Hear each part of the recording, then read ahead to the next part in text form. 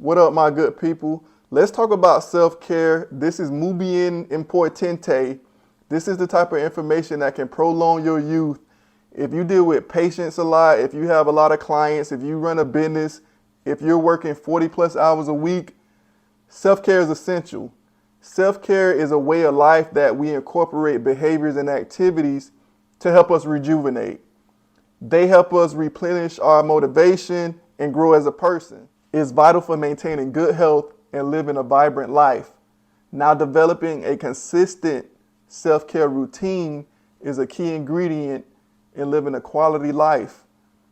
We have work life, we have school life, we have personal life, we have home life. We have to-do lists that's piling up. We have unexpected events. We have emergencies. We have crisis, right? All of these things take a toll on us emotionally, mentally, physically, and spiritually as well. We need balance to combat the daily stress and all the multitasking we do trying to get ahead.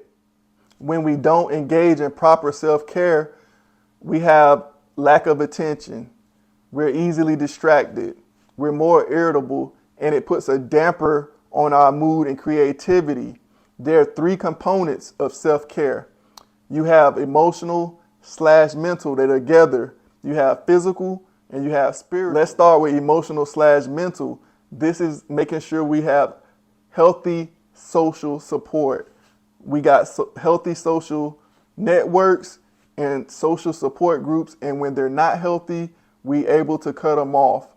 And it's about building our confidence and not thinking like, oh, I'm going to try, but I'm going to do. I will get this. I'm going to succeed, right?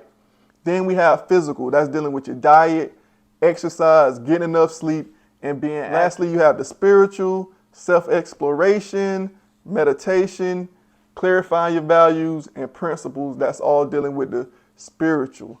Areas that we got to make sure we pay attention to if we're trying to improve and maintain self-care is our self-regulation, being self-aware, self-control, hygiene, appearance, getting enough sleep, getting enough relaxation, engaging in healthy leisure activities, getting our exercise, maintaining our inner peace, improving our spirituality, and engaging in things that improve self.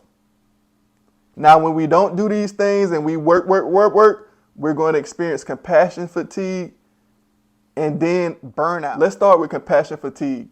Compassion fatigue is when you're indifferent about another person's suffering. It may be a client, it may be a patient, or somebody you have rapport with, but basically you've been desensitized through habituation. You've had so many similar situations that you just don't even react emotionally to it no more. But if you're a good therapist or something, you might know how to act like you care. Or if you're a sociopath, right? I got shot, my mom died, my wife ain't giving me none, my house got foreclosed, my new Mercedes got totaled. All of that sounds like to you at this point because you done heard so much of it. You have no more emotions to give, no more empathy to give. If you experience compassion fatigue and you don't engage in self-care, it can lead to higher stress levels. It can impact your worldviews. It can impact your beliefs, the way you view people. It can cause PTSD. It can give you a feeling of loss of hope. It can affect your whole identity. You can lose self, and it can increase your anger. Now, when you don't treat it, it can lead to total burnout. Burnout is the physical or mental collapse due to overwork or stress. You've used all your resources, and you can overcome burnout, but it's going to take a lot more work, and try to be proactive and get help before you get to that point. Let's look at ways to avoid passion fatigue and burnout. Manage your workload. Try not to overwork, and when you do or you have to, get to a point where you cut back to make it manageable. Set boundaries with people. Don't let people use you. Somebody always coming in late, let them stay longer and do their work, right? Somebody always want to get dropped off home. You can't do it all the time. Or if you do, sometimes let them drive to the destination. Utilize your coworkers and resources. Let everybody do their own job and use other resources when you can. Take a mental health day, as we mentioned before. It's good to take a day off just to let your brain rest. That's a muscle too. Laugh and unwind. Compartmentalize. Leave drama from home, at home. Don't take it to work. Leave the stress at work, at work.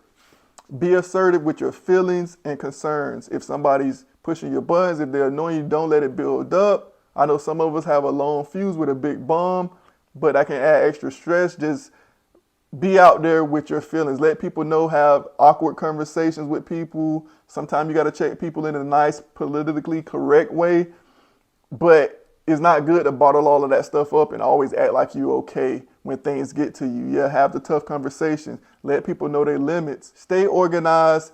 Utilize a calendar and notebooks. Don't put extra stress on your mind trying to remember everything when you can write it down. Lastly, let's go over some self-care techniques. Walk bare feet on the grass. Connecting with the grass, the earth, dirt, sand is just good for your body. It's good for your mind. It's good for your soul. Meditate, diet, exercise, of course, journal. Maybe you want to write thoughts down sometime. Get out in nature, feel the wind, look at the trees, receive sunlight, read inspirational books, soothing music, engage in silence. Silence isn't the absence of sound from the ears, it's the absence of noise from the mind. Silence is thought to be better than soothing music, so make sure you get you some silence. Get enough sleep, be organized, get out and socialize with associates. I know some people ain't shit, but we're social beings. Sun gaze, people think sun gazing is bad, but actually it's not. It's good to download information from the sun. It'll enhance your mental clarity, concentration. It'll regulate your diet. So yes, get out and sun gaze. You just have to do it within 30-45 minutes of sunrise and 30 to 45 minutes before sunset. Do it about 20 minutes. Start off slow. Maybe you can only do 5 minutes. Close your eyes when it hurts. Look it up. Look at the benefits. It's a long list. Next, talk to a therapist. Sometimes you might want to be proactive. You might not feel like you need a therapist, but if stuff piling off, just go get it out. You know, we don't always have to wait till we need a therapist, right? Engage in a fun craft or hobby. And if you don't have one, engage in some things that you think you might be interested in until you find something that you want to get better at. List 5 good things about you. A lot of times we tough on ourselves. We always critiquing ourselves and trying to improve. But some days you just got to wake up and write 5 things that you like about yourself. Get a massage.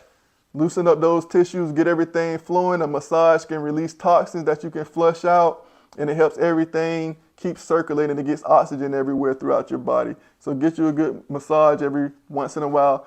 Join a healthy support group. Take a mental health day like we talked about earlier. Sometimes you just have to check out, take you a day off. I ain't sick, but I just want to give my brain a break. Make sure you stretch and you stand limber. And lastly, Epsom salt bath. It's really soothing. It's really good for your body. I'm a grown-ass man, and sometimes I take a bubble bath. Wise counsel, holistic health and fitness. I'm the people's counselor. Keep elevating. Y'all have a good one.